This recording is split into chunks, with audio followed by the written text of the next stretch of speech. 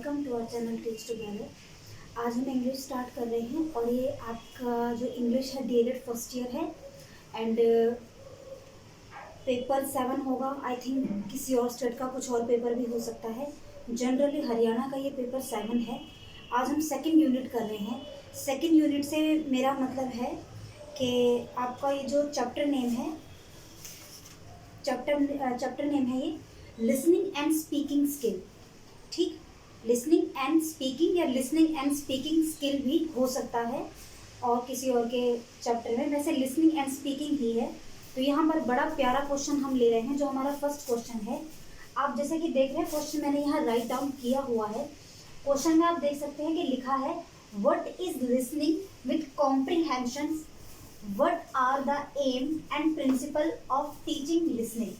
देखो क्वेश्चन प्यारा क्यों है कि आपको ये क्वेश्चन तो लग रहा है एक, बट ये इसमें से आपको ना जितने ये पॉइंट नज़र आ रहे हैं ना इतने ही क्वेश्चंस बन सकते हैं। फर्स्ट क्वेश्चन तो यही है जो आप देख रहे हैं। ठीक, और ये तो आपको मुश्किल बहुत कम चांसेस हैं कि आपको ये पूरा क्वेश्चन ऐसे बन के आए। ये आपको ब्रेक डाउन होके टूट करके ये क्वेश्चन आएगा, यानी कि इसी में से ही आपको 4 से 5 क्वेश्चन आपके हो जाएंगे। एक सेकंड में ये बंद कर दूं दरवाजे।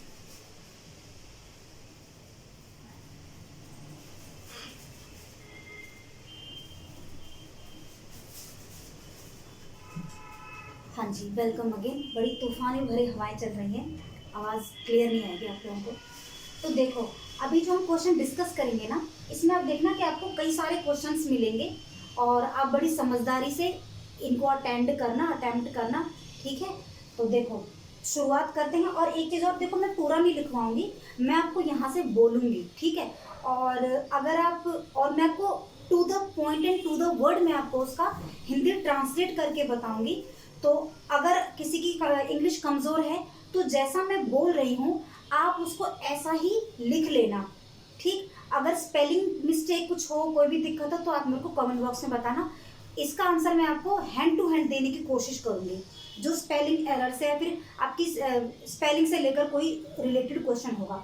आओ स्टार्ट करते हैं। देखो क्वेश्चन हमारा क्या है, what is listening with comprehension, what are the aim and principle of teaching listening. पहले हम इसको क्वेश्चन को समझ लेते हैं। क्वेश्चन क्या बोल रहा है कि जो सुनना है, यानी कि कॉम्प्रिहेंशन क्या होता है। कॉम्प्रिहेंशन का मतलब आप वो वाला सोच रहे होगे अपने दिमाग में जो आपके इंग्लिश के पेपर में आता है ना, कॉम्प्रिहेंशन दिया होता है, फिर कॉम्प्रिहेंशन में से फिर आपको क्वेश्चन दिए होते हैं, आप उनका आंसर करते हो, तो आप कहीं ना कहीं ठीक ही सोच रहे हो।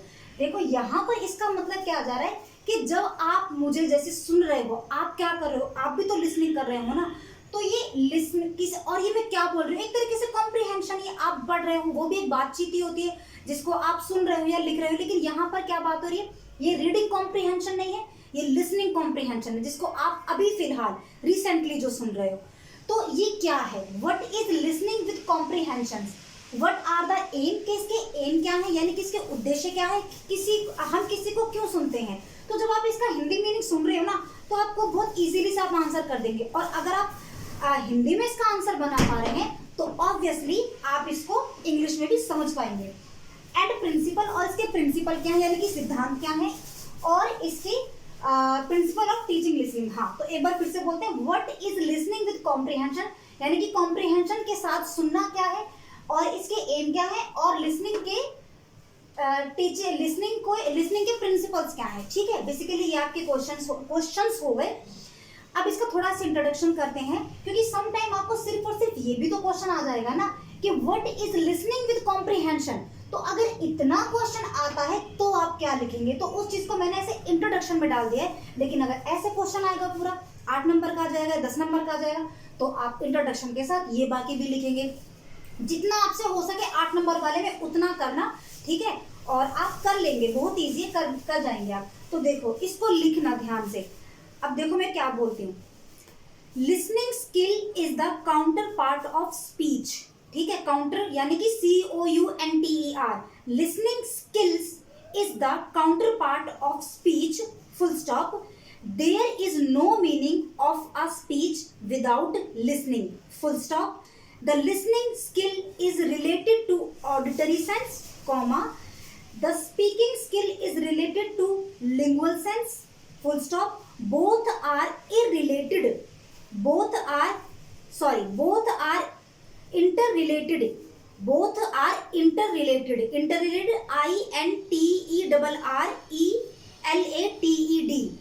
interrelated, as if the listening is attentive to the sound, one can understand the sense and meaning of the speaker. Full stop. The listening skill has the specific meaning and conditions. Full stop. When a person is not attentive to the sound which reach his auditory sense. यहाँ पर reach क्या है? REACH, पहुंचने वाला reach. आगे क्या लिखना है? He will not be listening. Full stop. यहाँ तक ये आपका इंट्रोडक्शन हो गया. अब देखो कुछ स्टूडेंट आप में से ना ऐसे मतलब उनको बोरियत फील हो रहा होगा कि क्या फुल स्टॉप बोली जा रही है. एक्चुअली देखो बहुत सारे मैंने स्टूडेंट ऐसे देखे हैं जिनको यहाँ तक भी प्रॉब्लम होती है. ठीक है. अब जैसे कि उनको नहीं पता चलता पंक्चुएशन का, उनको थोड़ा दिक्कत हो जाता है कि कहाँ फुल स्टॉप आ रहा है, कहाँ कॉमा आ रहा है, कहाँ इन्वर्टेड कॉमा आ रहा है. तो ये मैं उनके लिए कर रही हूँ. लेकिन आप जैसे कि मैं एक दो बार ऐसे क्लास में आपको बोलूंगी ना, तो जिनको पंक्चुएशन में दिक्कत आती है वो भी इससे फिर बाहर निकल सकेंगे. तो प्लीज आप बोर मत होना, ये मत सोचना कि भी क्या वाहियात चीजें बता रही है. आप यकीन करिए बच्चों को यहाँ तक भी दिक्कत होती है. तो इतना आपको समझ आ गया. अब देखो मैं इसको आपको टू द लाइन में आपको इसका मीनिंग बताती हूँ, और जिसका कुछ छूटा हो तो वो उसको फिर कवर भी कर लेना. क्या लिखा है?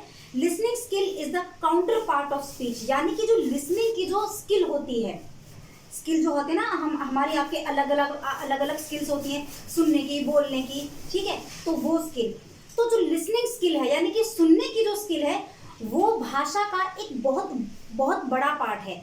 ठीक है. यानी कि जब आप बातचीत कर रहे हैं, बातचीत में क्या होता है, एक बोल रहा है, एक सुन रहा है. अभी मैं बोल रही हूँ, आप सुन रहे हो, तो आप अभी कौन सी स्किल आपके एक्टिव है? Listening skill. और मैं बोल रही हूँ तो मेरी कौन सी एक्टिव है? Speaking skill. बात होगी क्लियर? आगे देखो, there is no meaning of a speech without listening. यानी कि स्पीच का कोई भी मतलब नहीं होगा अगर कोई ना सुन रहा हो. जैसे कि अगर मैं बोल रही हूँ और आप नहीं सुन रहे तो मेरे बोलने का कोई मतलब नहीं है. ठीक है. आगे देखो, the listening skill is related to the auditory sense. जो लिसनिंग स्किल होती है वो किससे रिलेटेड होती है? ऑडिटरी से, यानी कि सुनने से. आप बोलते हैं ना ऑडियो, ऑडियो मतलब सुनना. तो ऑडिटरी सिस्टम हमारे क्या होते हैं? कान. तो ये हमारे ऑडिटरी सेंस से रिलेटेड होता है, यानी कि संबंधित होता है. ठीक है. आगे क्या है? The speaking skill is related to lingual sense. और जो हमारा जो बोलने का जो होता है वो किससे होता है? लिंगुअल से होता है, यानी कि हमारे भाषिक से होता है. आगे क्या है? Both are interrelated as the listening is attentive to the sound. अब सुनना और बोलना ये आपस में क्या है? इंटर रिलेटेड है. जब तक मैं बोलूंगी नहीं आप सुनेंगे क्या? जब तक आप सुन ही नहीं रहे तो मेरे बोलने का फायदा क्या? तो क्या होगा? बोथ आर इंटर रिलेटेड के दोनों से ही ये जुड़े हुए हैं. आगे क्या है? और इसमें अटेंटिव रहना पड़ता है, यानी कि एक को सुनना पड़ेगा तभी दूसरा बोलेगा. अगर कोई सुनेगा नहीं तो कोई बोलेगा भी नहीं. ठीक. फिर क्या है? One can understand the sense and meaning of the speaker. अगर एक उसकी बोली हुई बात को समझ पा रहा है. ठीक है. The listening skill has the specific meaning and condition. जो लिसनिंग स्किल होती है उसकी अपनी कुछ स्पेसिफिक मीनिंग होते हैं, स्पेसिफिक कंडीशन होती हैं. मीनिंग तो आप समझ ही रहे हैं, और कंडीशन क्या होता है कि किस कंडीशन में कोई बात बोली जा रही है, किस अवस्था में कोई बात बोली जा रही है. तो आप सिचुएशन को देखकर भी उसकी बात का अंदाजा लगा पाते हैं. समटाइम होता क्या है कि आपके शब्द तो कुछ और हैं लेकिन उनका मीनिंग निकल के अलग आ रहा है.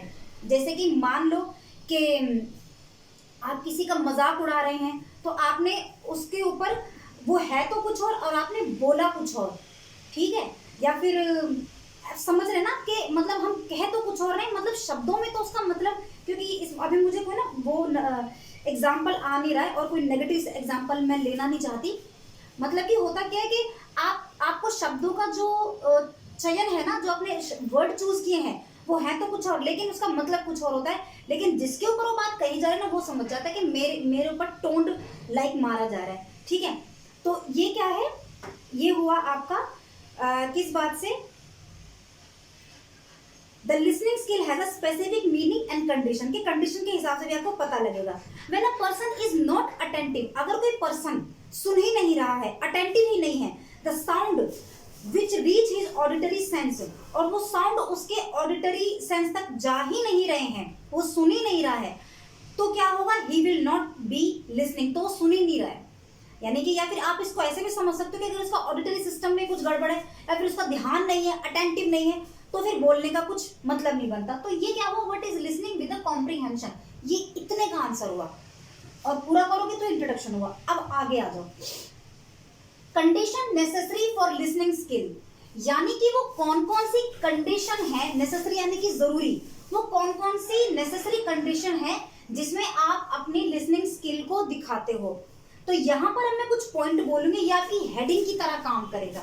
ये क्या है, ये आपका बिल्कुल हेडिंग की तरह काम करेगा। अब इसके नीचे आप पॉइंट लिखना स्टार्ट करोगे, कंफ्यूज मत होना, ये आपने हेडिंग दिया, अब आप इसके नीचे पॉइंट अपने डालोगे, और आपको सिर्फ और सिर्फ 2 नंबर में ऐसे भी क्वेश्चन आ सकता है कि what are the necessary condition for listening skill. आगे बात समझ में, इसीलिए मैंने स्टार्टिंग में बोला कि ये आपके काफी सारे क्वेश्चन बनेंगे, ठीक है। तो अब देखो मैं इसके आपको पॉइंट बताते हैं। तो पॉइंट क्या है, आप लिखना बड़े ध्यान से। The following conditions are necessary for listening skills, यहां पर मैंने कंडीशन नहीं बोला, कंडीशंस बोला है, ठीक है। क्या बोला मैंने, the following conditions are necessary for listening skills, ठीक, लिख लिया। अब देखो point number 1, people should be able to understand the meaning of words conveyed through sound. People यानी कि जो सुनने वाला है या फिर जो विद्यार्थी है, तो इसका मतलब क्या है कि जो सुनने वाला है या जो विद्यार्थी है, यानी कि पीपल जो है, शुड बी एबल टू, उसको क्या रहना चाहिए, उसको अंडरस्टैंड होना चाहिए, understand the meaning of word, कि जो भी शब्द वो सुन रहा है, जो भी वर्ड वो सुन रहा है, वो उसके समझ में आने चाहिए, कन्वे थ्रू साउंड, यानी कि आवाज को वो सुन रहा है तो आवाज में जो शब्द आ रहे हैं उनको वो समझ सकने में क्या होना चाहिए, वो एबल होना चाहिए। क्योंकि अगर हम ऐसी भाषा का यूज कर रहे हैं जिनका हमको मतलब ही हम उसको हम कन्वे नहीं कर पा रहे, समझ नहीं कर पा रहे, तो क्या आपका वो कॉन्वर्जेशन होगा, नहीं होगा, ठीक, पहला पॉइंट। अब दूसरा पॉइंट लिखो इसके साथ ही, दूसरी लाइन में लिखना है, ठीक है। दूसरा point, the auditory sense of people should B normal, भाई उसके कान ठीक होने चाहिए, बस जो ऑडिटरी सिस्टम है, ऑडिटरी सिस्टम क्या, कान ही तो है ना, कान ठीक होने, सुनाई देना उसको ठीक से आना चाहिए। अगर आपने बोला कुछ और उसने सुन लिया कुछ, तो बस क्या बन जाएगा, बात का बतंगड़ और राई का पहाड़ बन जाएगा, ठीक है। फिर वही बात हो जाएगी, मैंने ऐसा कहा ही नहीं, मैंने ऐसा सुना ही नहीं, ठीक है। और देखो तीसरा पॉइंट क्या है, sound must have meaning and sense, sound जो आप निकाल रहे हो उसका कोई मीनिंग होना चाहिए और उसका कोई सेंस होना चाहिए। ऐसा ना हो कि आप सेंसलेस बात कर रहे हो, अगर आपका कोई सेंस ही नहीं बन रहा है उस बात का, आप कुछ भी बोले जा रहे हो, कुछ भी कहे जा रहे हो, कुछ तर्क ही नहीं बन रहा है, तो क्या है, कोई बात हुई, बिल्कुल भी बात नहीं बनती। आई बात समझ में। फोर्थ पॉइंट क्या है, people should be attentive, people को यानी कि विद्यार्थी को या फिर जो भी विद्यार्थी सुन रहे हैं उनको अटेंटिव होना चाहिए। अगर आप मेरी बात ही नहीं सुन रहे हो, अटेंटिव ही नहीं हो, फिर अपने टीचर की बात नहीं सुन रहे हो, तो नहीं हो पाएगा। फिफ्थ एंड लास्ट पॉइंट क्या है, people should have interested toward the skill of listening, understanding and speaking, यानी कि जो पीपल है उनको उस बात के प्रति इंटरेस्टेड होना चाहिए। समटाइम आप जब आप क्लासेस में पढ़ते थे तो आप देखते थे टीचर बोले जा रही है और बच्चों का आई कांटेक्ट तो बिल्कुल टीचर के प्रति है, लेकिन ना उनका दिमाग और ख्याल कहीं और ही है, तो उनको कुछ भी नहीं पता होता कि टीचर क्या बोल रही है, बस उनके सामने ना टीचर का मुंह ना ऐसे ऐसे हिल रहा होता है, उनको और कुछ नहीं पता होता। तो इसका मतलब क्या है कि वो अटेंटिव ही नहीं है। तो अटेंटिव होना भी बहुत जरूरी है ताकि वो बातों को अंडरस्टैंड कर सके। होपफुली आपको समझ आ गया होगा। अब दूसरा देखो, एम ऑफ लिसनिंग स्किल, यानी कि लिसनिंग के एम क्या है, तो ये भी एक पॉइंट की तरह ही है, पॉइंट ही है, पॉइंट की तरह नहीं है, और आपको साथ के साथ ये अलग से भी क्वेश्चन बन के आ जाएगा। तो देखो इसको क्या लिख रहा है, इसका पॉइंट नंबर 1 है to make effective speaking skill, कि आपके अंदर एक इफेक्टिव स्पीकिंग स्किल आए। क्योंकि देखो जब आप सुनते हो ना तो आपको पता चलता है कि कैसे बोला जाता है, कैसे एक इफेक्टिव तरीके से बोला जाए कि लोग आपको सुने। क्योंकि बहुत से लोग ऐसे भी होते हैं कि मुंह खोलते हैं ना आपका दिमाग खराब हो जाएगा, फिर आप उनको सुनना ही पसंद नहीं करेंगे। लेकिन कुछ लोगों की बातों में, कुछ लोगों के बात करने के लहजे में, उनके शब्दों का जो वो यूज करते हैं ना, वो इतने अट्रैक्टिव होते हैं ना कि आप खुद ब खुद उनको सुनना चाहेंगे। तो ये आपको कैसे पता चलेगा? जब आप दूसरे लोगों को सुनोगे तभी तो आप जान पाएंगे ना कि भाई एक इफेक्टिव स्पीकिंग स्किल क्या है। बिना सुने तो आएगी नहीं। आपको भी बोलना ही पड़ता होगा ना लोगों के सामने, ये तो नहीं कि आप सुनते ही सुनते हैं। तो आपको बोलना भी ऐसा चाहिए कि लोग आपको सुनने को मजबूर हो जाए। पॉइंट नंबर 1 हो गया। पॉइंट नंबर 2 सुनो, to provide verbal interaction between person. Verbal interaction का मतलब क्या होता है? बातचीत। वर्बल इंटरेक्शन का मतलब क्या है? जब दो लोग आपस में बातचीत कर रहे हैं तो वो वर्बल इंटरेक्शन होता है। एक सुन रहा है और एक बोल रहा है, इसको हम बोलते हैं वर्बल इंटरेक्शन। ठीक है।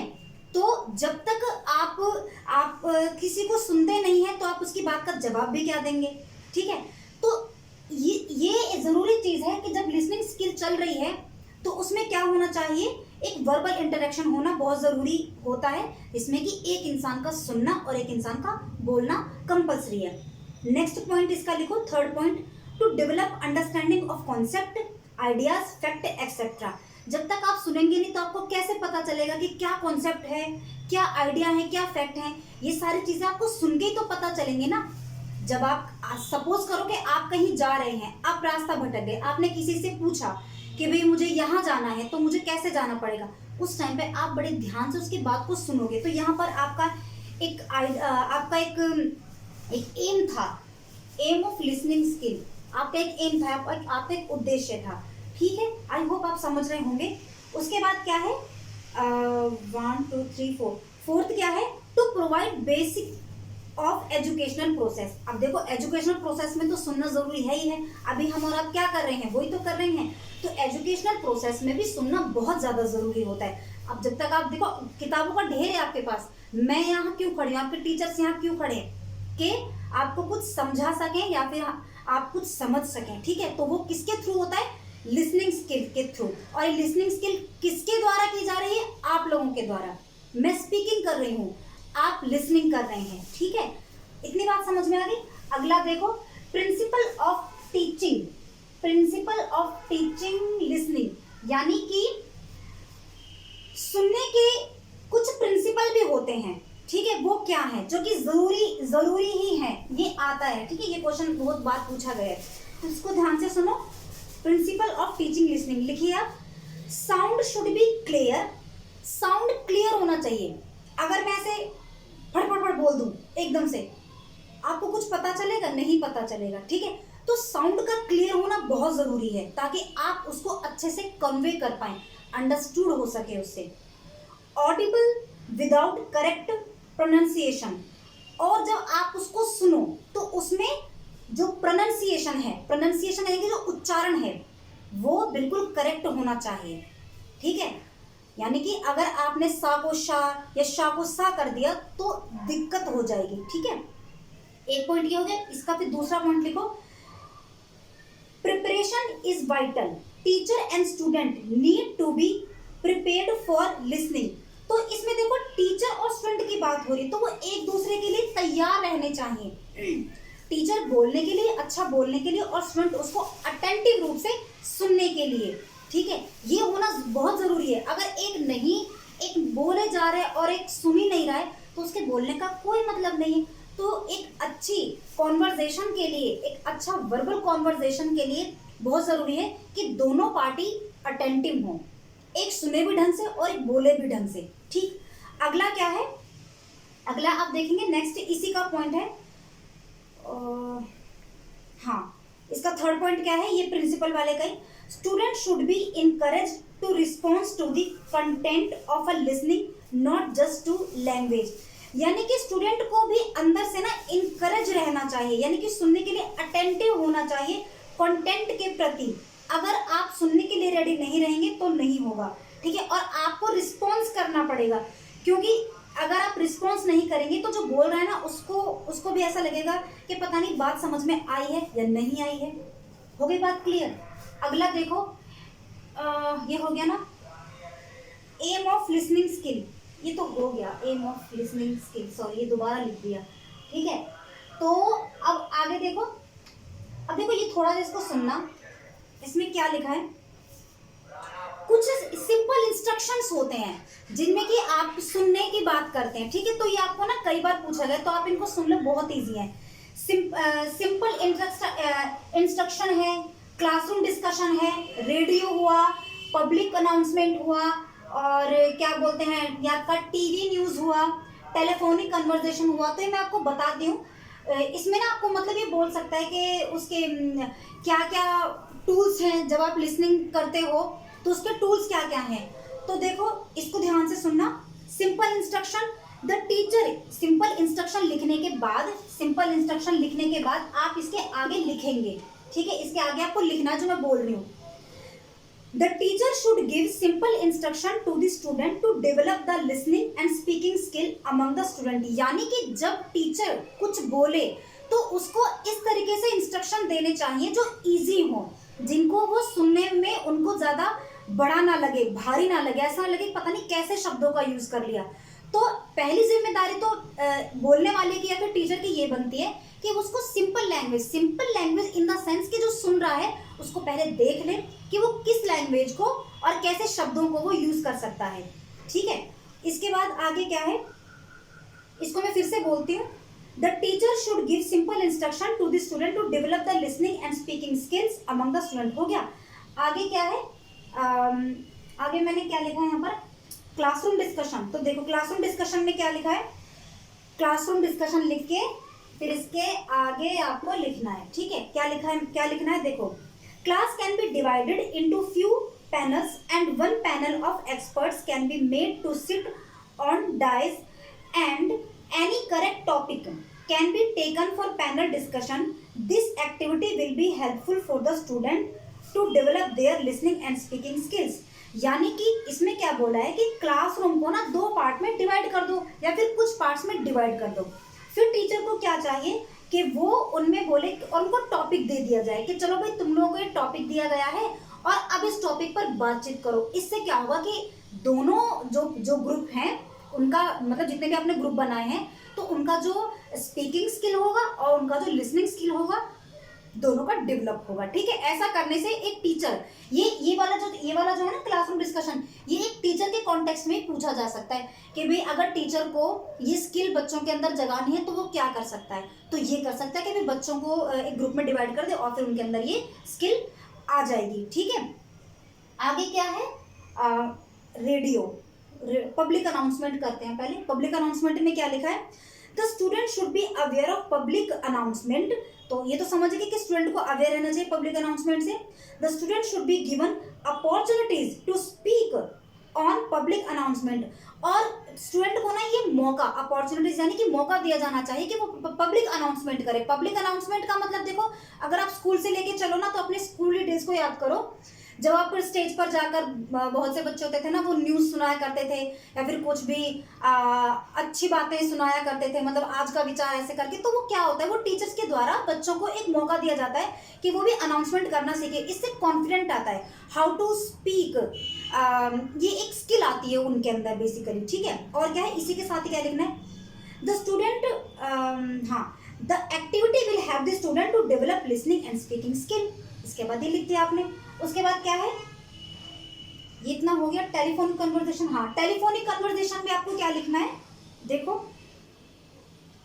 The teacher should create situation for spoken English language for this artificial on various themes can be attempt a few them और गिवन बिलो। यानी कि टीचर को ना अपनी क्लास में कैसा माहौल बनाना चाहिए कि भाई मतलब एक कहानी सी गढ़ ले कि चलो भाई तुम दोनों फोन पे बात कर रहे हो, ये टॉपिक है, चलो स्टार्ट हो जाओ। तो उससे क्या होगा, उससे भी उनका स्पीकिंग स्किल और लिसनिंग स्किल डेवलप होगा। तो आप किस तरीके से आप उनको एक टॉपिक दोगे, यानी कि कैसे उनको वो करोगे। तो देखो telephonic conversation between a doctor and patient, या फिर telephonic conversation between father and his son, telephonic conversation between shopkeeper and customer. याद करो जब आप लोग 10th और 12th में थे या फिर 11th में भी थे तो आपको टेलीफोनिक कन्वर्सेशन पे ग्रामर में इंग्लिश का एक पार्ट भी आता था, है ना। जब आप ऐसे करके लिखते थे मैसेजेस, आपका एक मैसेज भी आता था इंग्लिश ग्रामर में। तो ये वही चीज़ है। रेडियो एंड टीवी न्यूज में क्या लिखना है आपको, listening to radio and TV, कि भाई रेडियो सुनो, टीवी सुनो। News is an important activity to develop listening and speaking skill. जब आप न्यूज सुनते हो ना तो आप बहुत ध्यान से सुनते हो, ध्यान से सुनना भी तो बहुत जरूरी है ना। The notes can be taken of radio and TV news noted down can be presented in morning assembly. और आप वो जो न्यूज सुनते हो आप उनको मॉर्निंग असेंबली में जाके बोल सकते हो, जैसे कि अभी हमने एक एग्जाम्पल लिया था, ठीक है। तो ये बातें हुई आज की हमारी, तो आप इसको कर लेना, कोई दिक्कत हो तो बता देना, कल हम इसका नेक्स्ट पॉइंट करेंगे। और एक आप में से मुझसे कोई पूछ रहा था, मैं नाम भूल गई हूँ, एस्से के लिए बात हो रही थी, शायद एस्से। देखो इंग्लिश में जो एस्से होता है ना उसमें मैं क्या करा सकती हूँ, देखो मैं तो शायद कोई हेल्प नहीं करा सकती इसमें। हाँ आप ये कर सकते हो, आप कुछ प्रीवियस अपने वो उठा लो, उनमें से वो एस्से तैयार कर लो, क्योंकि देखो इसमें तो बस आपका स्किल देखा जाएगा कि आप कितना अच्छा लिख सकते हो, तो वो तो याद भी नहीं कराया जा सकता, कुछ मैं अलग से भी नहीं बता सकती। जो चीज समझाने की उसको तो समझाएंगे ना। तो आप प्रीवियस ईयर के 4-5 साल के प्रीवियस ईयर के अपने क्वेश्चन पेपर देख लो, उसमें जो जो ऐसे दिए गए हैं आप बस उनको ही तैयार कर लो, उनसे आपका बहुत हेल्प हो जाएगा, ठीक है। और सेकंड ईयर के लिए हम नेक्स्ट वीक से स्टार्ट करेंगे इंग्लिश ही, ठीक है। अभी ये कर लो, कोई दिक्कत हो तो आप मुझे कमेंट बॉक्स में बता देना। तब तक के लिए thank you and good bye.